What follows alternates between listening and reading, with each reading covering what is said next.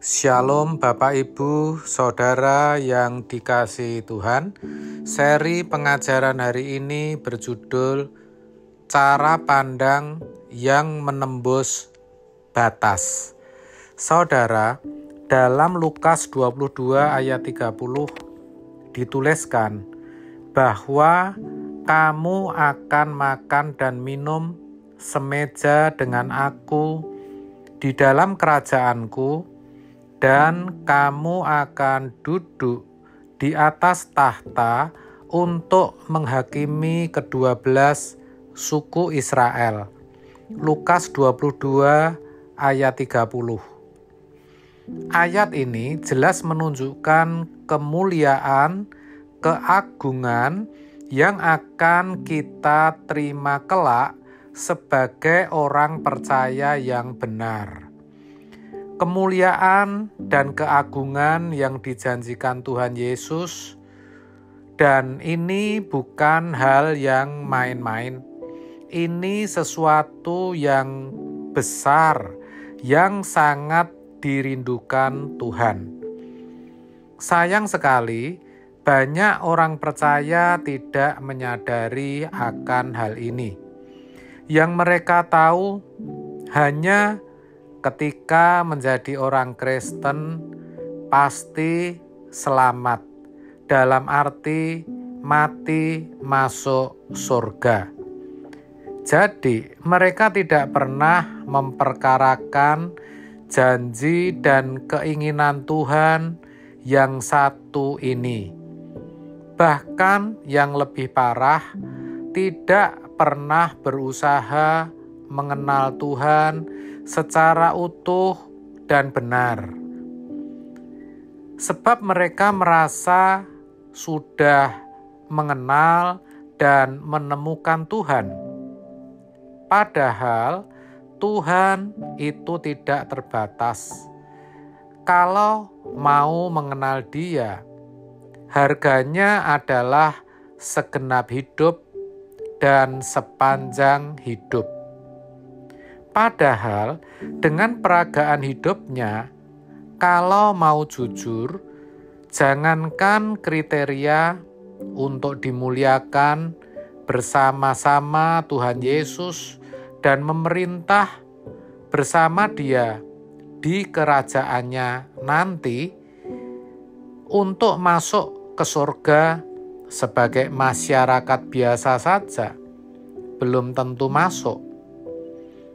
Sekarang bagaimana bisa masuk ke surga kalau hatinya masih penuh dendam, kebencian, mudah tersinggung, dan tidak bisa mengampuni?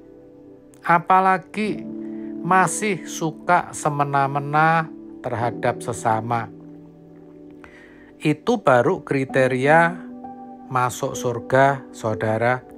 Sedangkan agar bisa dimuliakan dan memerintah bersama Tuhan Yesus kelak, kriterianya lebih berat, yaitu seseorang harus berkeadaan sebagai anak-anak Allah.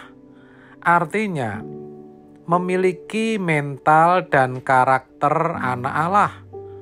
Dengan kata lain, hidupnya harus serupa dengan Yesus, yang mana ia harus mau menderita bersama-sama dengan Dia, mau menyangkal diri, mau memikul salib sepanjang hidupnya. Roma 8 ayat 17 menuliskan dengan jelas akan hal ini. Dan jika kita adalah anak, maka kita juga adalah ahli waris. Maksudnya, orang-orang yang berhak menerima janji-janji Allah, yang akan menerimanya bersama-sama dengan Kristus, yaitu jika kita menderita bersama-sama dengan Dia, supaya kita juga dipermuliakan bersama-sama dengan Dia. Itulah pentingnya kita sebagai orang Kristen harus memiliki cara pandang yang menembus batas. Artinya, arah hidup kita tidak boleh hanya sebatas kubur, yang artinya kita berpikir ketika kita meninggal semua sudah selesai. Itu keliru.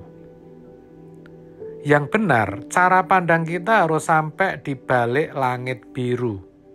Orientasi hidup kita harus kepada keagungan dan kemuliaan yang akan kita terima kelak.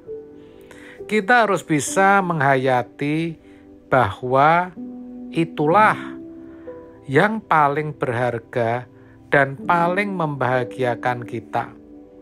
Itulah yang kita nantikan dan kita perjuangkan dalam hidup ini. Itulah sebabnya kita beriman kepada Tuhan Yesus.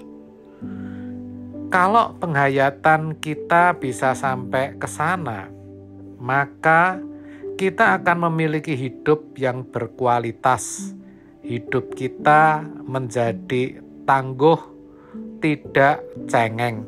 Sebab kita tidak dapat dipengaruhi dengan apapun yang terjadi di sekitar kita dan apapun yang kita alami. Seberat dan sesulit apapun penderitaan dan persoalan yang kita hadapi, kita akan kuat sebab kita tahu bahwa semua itu tidak sebanding dengan kemuliaan, keagungan yang akan kita terima. Roma 8 ayat 18 mengatakan, sebab aku yakin bahwa penderitaan zaman sekarang ini tidak dapat dibandingkan dengan kemuliaan yang akan dinyatakan kepada kita. Ini merupakan kekuatan bagi kita, saudara. Oleh sebab itu, mari kita ubah cara pandang kita. Kita miliki cara pandang yang benar, yaitu cara pandang yang menembus batas. Amin. Tuhan Yesus memberkati.